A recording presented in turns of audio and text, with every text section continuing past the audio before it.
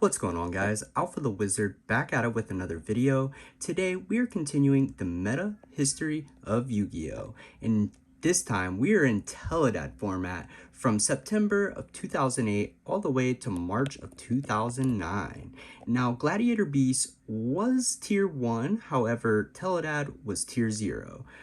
So this was like one of the next best options. So without further ado, let's just hop right into the profile.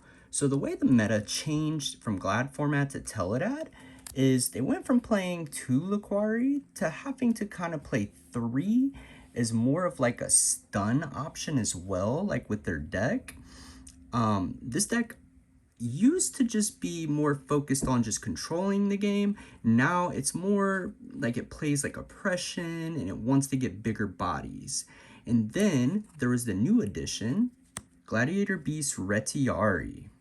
Retiari is a really cool card because this added a new element for Glads to be able to compete with TeleDAD, because Retiari, when it's summoned, can banish a card from your opponent's graveyard, such as Malicious, or if they're about to summon Dark Armed, or whatever the case may be.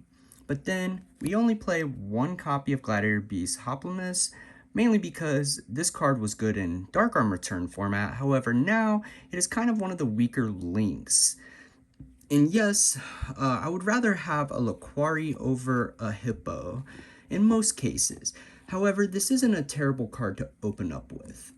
But then we do play a singular copy of Murmillo. There is justification to play 2 of this, but it's just a weaker one and it can't really beat over much. So yeah, it's at 1 in my particular build.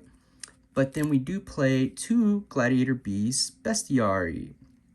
Mainly because with the addition of Gladiator Beast Gyzaris, when Gyzaris came out, it definitely changed the pace of Glads.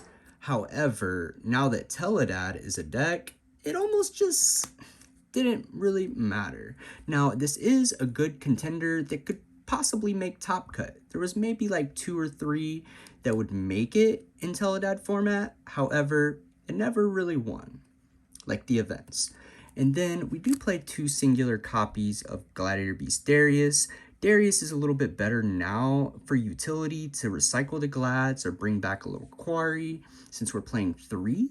And then the last Glad Beast is this guy, Equizit, or I can't even say his name. However, this is just a good one because we're trying to win with like oppression and we want to be able to recycle cards when we can. But yeah, so that really does it for all the Gladiator Beast monsters in the main. Now, since we're playing a more stun version, we want to play cards like Thunder King Ryo, because if we're sitting on an oppression with Thunder King, TeleDAD's not going to be able to search, and they're going to have trouble outing this guy. But then we also play a singular copy of DD Warrior Lady. This is just a generically good way to out like a Stardust Dragon or Synchros now that Synchros are released. And then moving on to the spell cards, this did slightly change from this point in Dark Arm Return format.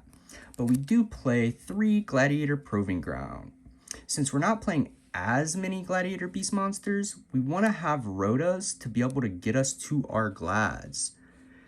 But then, in addition to that, we are maxing out on trying to have like a more control-based strategy, but also not losing monsters. We do play 3 Book of Moon. Now, Book of Moon's good in this deck in particular because if you declare an attack on a monster and then you book their monster face down, even if you can't be big enough to kill it, you could still tag into a Murmillo and pop it at the end of the battle phase.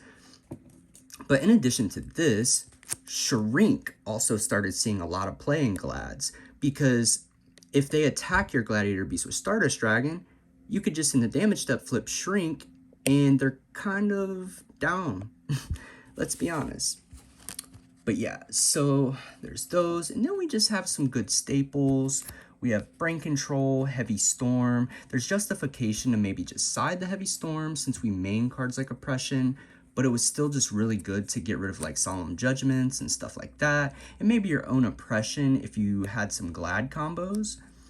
And then Monster Reborn and 1 Smashing Ground.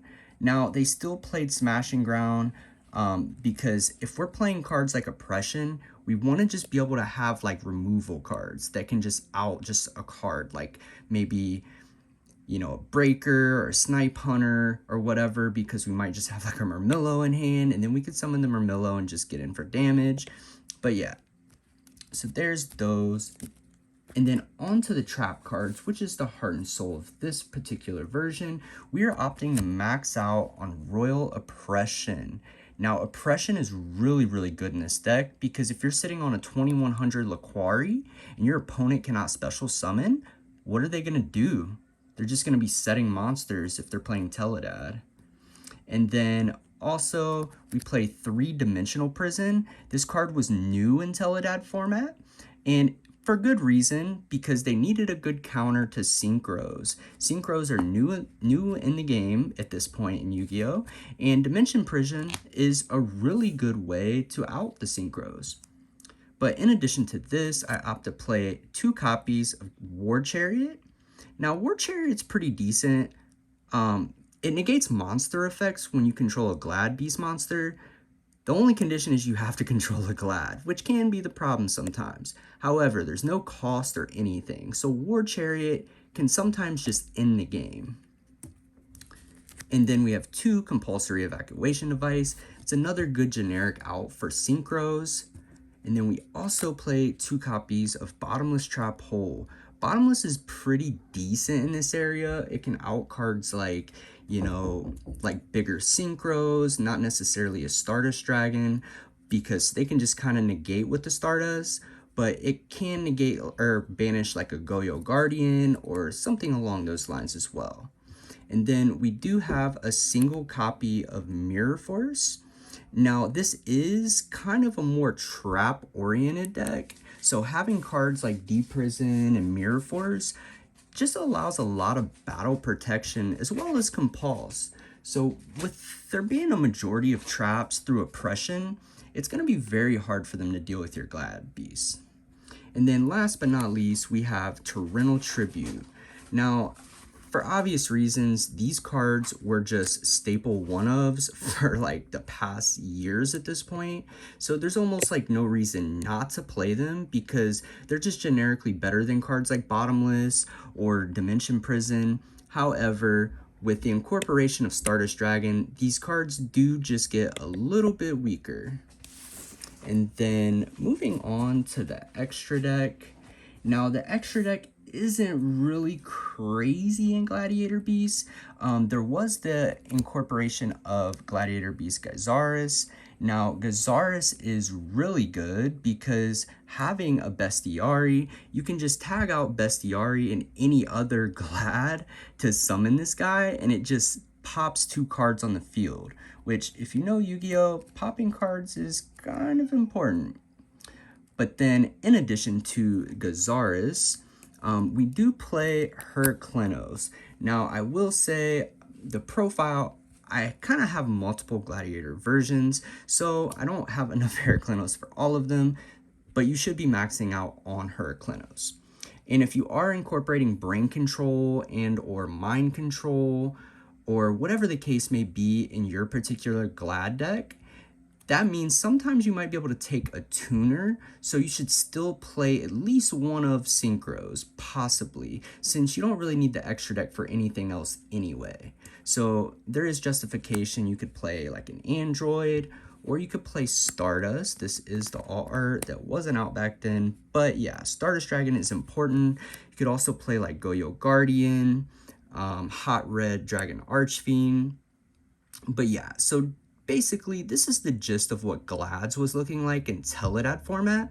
Now, you might notice that there was no Test Tigers or Rescue Cats, and for good reason, because back in TeleDAD format, that format was tier 0 for a reason. The deck was just too good, and Glads, at that point in time, could not necessarily out, you know, TeleDAD and what it was working with, because Stardust could just simply negate Gyzaris. However, that's why we had to change the build around and main cards like Oppression and less Glad Beast monsters, but with more Proving Grounds, just because, you know, we want to be able to maximize on stopping TeleDAD, because that was the deck to beat this format. But yeah, so I hope you all enjoyed the profile. This is the meta history of Yu-Gi-Oh! Make sure you drop a like, comment, subscribe down below for more content. And with that being said, I will see you in the next one.